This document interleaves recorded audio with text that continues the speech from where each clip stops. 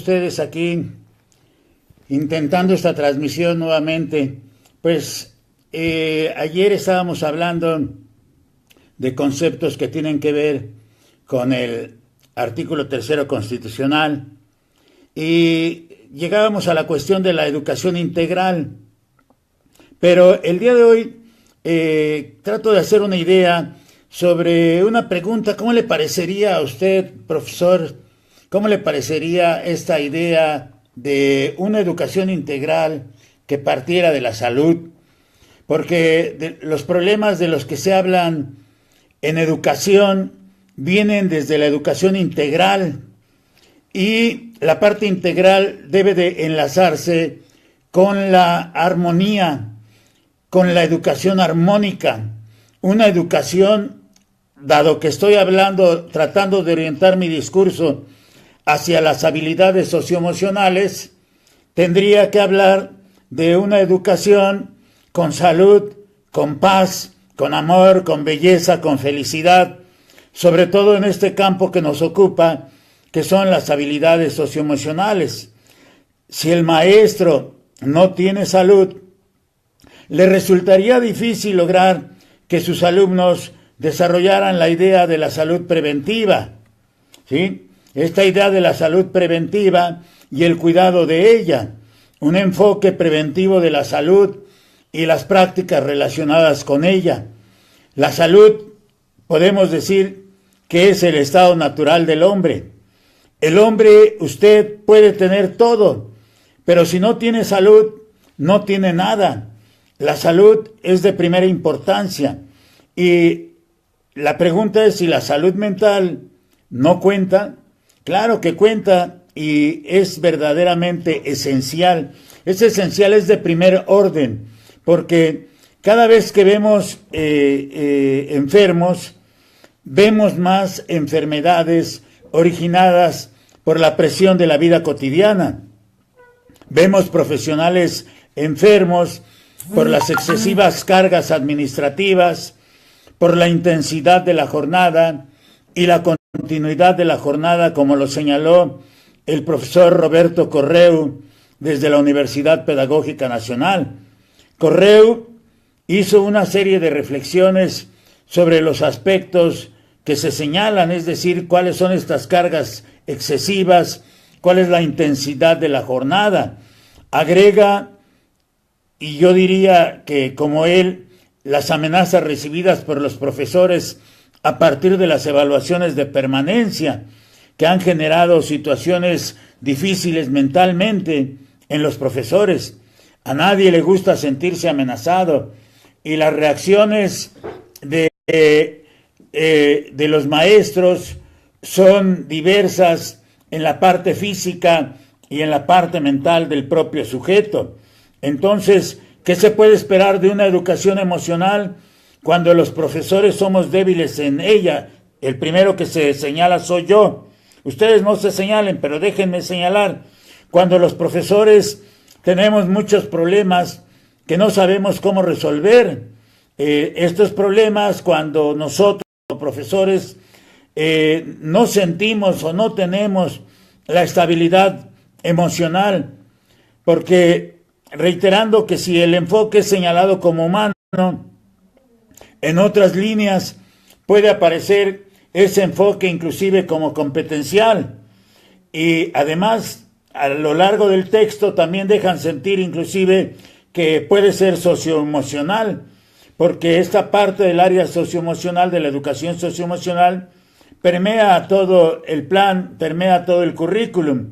Pero al revisar el currículum, se puede uno percatar de que no se llega tan fácilmente a la felicidad, porque la idea también está ahí puesta. Se requiere antes hacer un recorrido por la salud, por la paz, el amor, la armonía, la belleza, la dicha, hasta que el profesor se percate que la felicidad es un estado pasajero, no es un estado permanente, es inclusive momentáneo, no es consolidado de manera imperecedera. Se requiere y es necesaria, por supuesto, pero la felicidad podría entenderse, identificarse con una serie de destellos que los hombres recibimos, pero que se desvanecen a lograr algo. Una vez logrado ese algo, ahora, ¿qué debe buscar el sujeto para continuar con su idea de la felicidad? Y podríamos decir inclusive sobre la felicidad muchas cosas, pero toda esta idea que manejan los aprendizajes clave para llevarme a la calidad y a la formación de los niños triunfadores en el siglo XXI, se empezó a manejar, es cierto, desde el modelo educativo de 2016, pero se vuelve a marcar la idea en el siglo XX, la presencia de esa idea en la educación mexicana.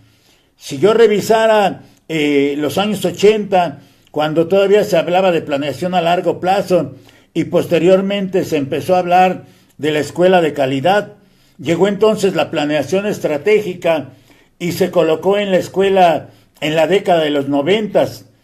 ¿Qué se coloca en la escuela esta planeación estratégica? ¿Qué coloca? Coloca el proyecto escolar, que tenía como base precisamente las ideas de la planeación estratégica. Se identifican problemas que no permitían avanzar para lograr lo que ellos llamaban en ese momento la calidad educativa. El proyecto escolar derivó en armarse a través de una misión y una visión, como ustedes lo recordarán, de propósitos, valores, organizó la identificación de fortalezas, de oportunidades, de debilidades y amenazas, y creaba programas a través de diseñar estrategias para cumplir metas. En el cumplimiento de estas metas derivaba entonces el logro final en la solución del problema. Recuerdo que salieron aquellos cuadernillos de cuadernos para transformar nuestra escuela, donde nunca conocí el 1, pero el 2 y el 3, el 2 era el proyecto escolar y el 3 era, el 2 era el diagnóstico y el 3 era el proyecto escolar. Y la gestión escolar en la escuela empezó a hablar ya en esos años de hacia la calidad de las escuelas, en libros entregados a partir del proceso de modernización educativa a los maestros o colocados en las colecciones de la biblioteca para el maestro. Todo era la búsqueda de calidad, todo era la búsqueda de la calidad. Actualmente, el artículo 3 constitucional señala la idea de la calidad conseguida por la congruencia entre los propósitos y sus logros. Para el documento Aprendizajes Clave, la calidad implica la congruencia entre los objetivos, los procesos y los resultados, aunque el documento diga que son los objetivos, los resultados y los procesos. Pero tiene que haber proceso para que se pueda dar un resultado. Y de ahí el sistema educativo, las dimensiones que manejan, que ya comentábamos ayer, todo operando en el marco del artículo 3 constitucional, desde el cual se va identificando toda esta condición de los maestros que tiene que ver con la idoneidad.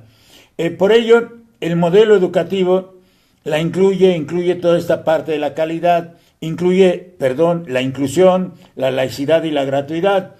Y la calidad va unida a toda una serie de conceptos, inclusive la propia creatividad, la creatividad conceptualizada en aprendizajes claves como una habilidad para relacionar ideas y combinarlas y producir algo nuevo. Inclusive dicen que ya sea para resolver un problema o problemas o para afrontar diversos retos.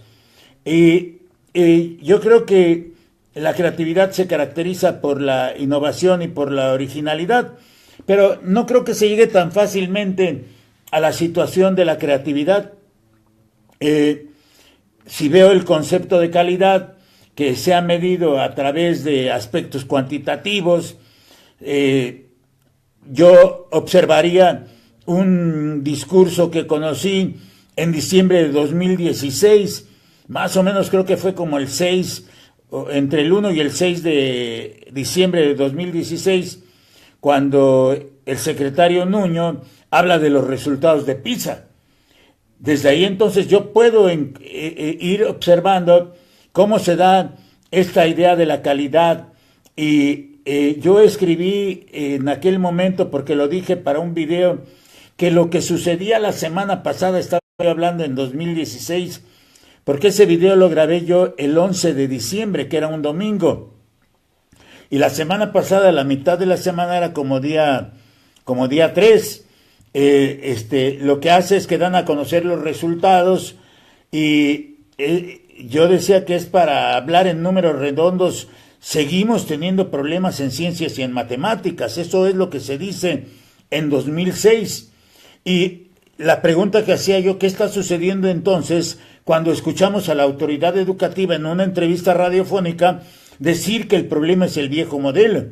Que el problema tiene que ver con el viejo modelo, que el problema tiene que ver con el viejo sistema y que estamos en la misma condición que hace 10 años. No encontramos la cuadratura a esta situación, porque decía yo en ese momento que quiere decir que en 2006, que estaban los gobiernos panistas, y avanzando estos 10 años, porque lo hice en 2016, el resultado ha sido el mismo y ahora estamos con un gobierno priista. ¿Qué está sucediendo y dónde está el problema? Hacía yo esa pregunta y planteaba yo hacer una idea en el sentido de que la reforma educativa que quieren plantear tiene una serie de antecedentes. Estos antecedentes también los preguntaba yo y yo me iba hacia el proceso de modernización educativa desde 1992 y tomaba yo el programa de educación preescolar, el PEP, el programa de educación preescolar 1992, y lo que yo encontraba en ese momento es una primera generación completa que ya había estudiado preescolar, primaria y secundaria, y que esa primera generación completa egresó hasta 2004. En 2004 ya tenemos una generación completa del tipo básico de la educación, y en 2000 que se hizo la aplicación PISA con Cedillo, que fueron malos resultados totalmente, implica que quienes fueron evaluados en 2000 ya habían participado en el proceso de modernización educativa y ya se habían aplicado esos programas. ¿Qué hay en esos programas entonces? Porque en esos programas lo que está son contenidos básicos.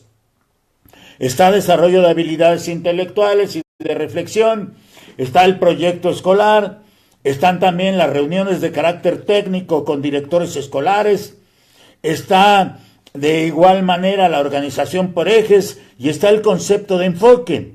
Todo eso es lo que se vino construyendo desde el proceso de modernización. Por eso cuando hoy revisamos aprendizajes clave, puedo ver entonces cómo están las condiciones. Y aquí nos damos cuenta que hay conceptos como construcción del conocimiento, como tomar en consideración al estudiante en primer momento, o como ir hacia las competencias o el enfoque de la educación basada en competencias. Quiere decir que de 2004 a 2016 han transitado, decía yo en ese video, 12 años y que esos años se habían incrementado en la idea de los principios pedagógicos, como colocar al centro a los estudiantes y como dar otro tipo de ideas que los alumnos deben de ser los generadores de su propio conocimiento. Eso es lo que estaban señalando, porque chocaban con la idea de la tecnología educativa. La tecnología educativa de 1972, de hecho, yo identificaría a los estudiantes de 72 y puedo decir, decía yo en 2016, que quienes egresaron de la tecnología educativa, los más jóvenes que hayan egresado, en ese año andarían entre 40 años, porque en 2018 tendrían 42 años y los más viejos hoy han sobrepasado los 50 años de edad. Muchos de ustedes que me están escuchando ahorita ya tienen más de 50 años. Entonces, pertenecen a ese modelo y los que tienen menos de 40 años pueden pertenecer al modelo de modernización educativa. Pero estamos hablando de los adolescentes de 15 años. Entonces, el problema está aquí.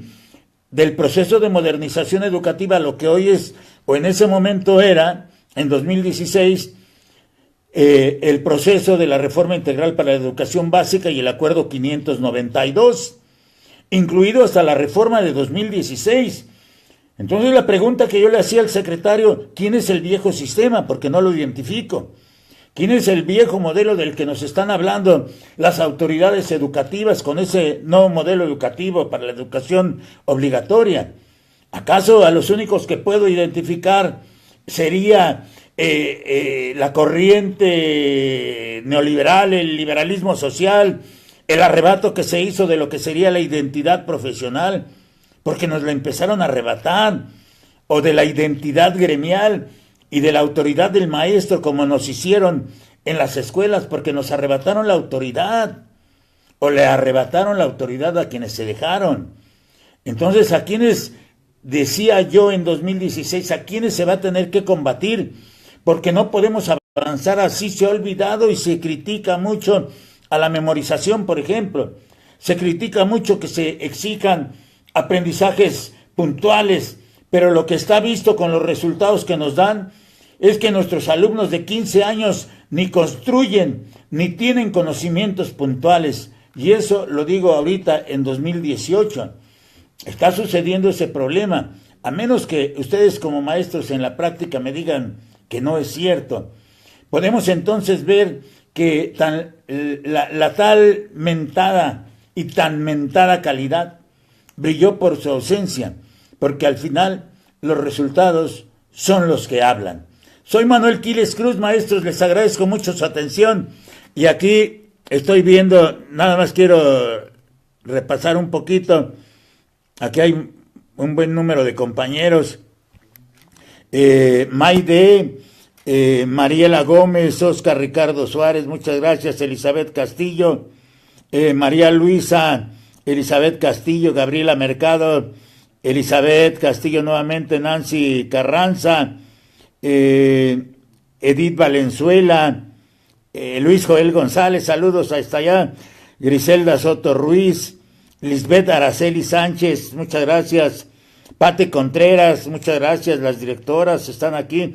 Esmeralda Camarillo, Edith Hernández Villanueva desde Tamaulipas, Sarco Sánchez, Luna Cristal Llerena, Vero Campos también, Celinda Rodríguez, Diez Gómez, Rocío Hernández, Chuyita Islas, mi exalumna, Griselda Soto, Ana Margarita Arboleda desde Colombia, María de Lourdes Jiménez, Aurora Cruz Barragán, Nati Sot, Celinda Monroy, Lilis Rangel, Susana Hernández, Olga Lidia de la Cruz, Laura, Juan Carlos Hernández, Yus Seleiman, Selene, Nancy Hernández, Alicia G. Beltrán, Luis Adolfo García, Quiles Vargas Pati, de allá de Guadalajara, Nancy Hernández, Lisette Pineda Mayo, Virginia Cuevas, Kits Camarillo, Mari Campanita, Maide, Laura Díaz López, OS Fulanita,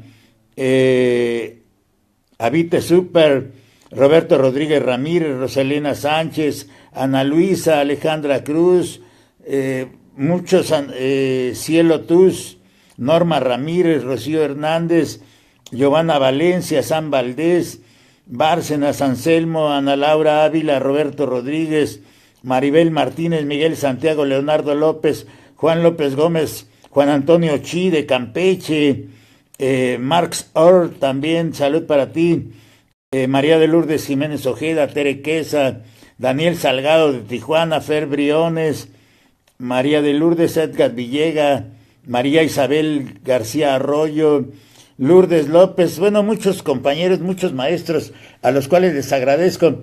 Voy a seguir transmitiendo diariamente a las 9 de la noche. Mañana vamos a transmitir desde el estado de Puebla. Vamos a trabajar con maestros mañana a partir de las 9 de la mañana y hasta las 17 horas. Y vamos un equipo de profesores para trabajar casi de manera personal. Soy Manuel Quiles Cruz, maestros, les agradezco. Muy buenas noches, hasta luego.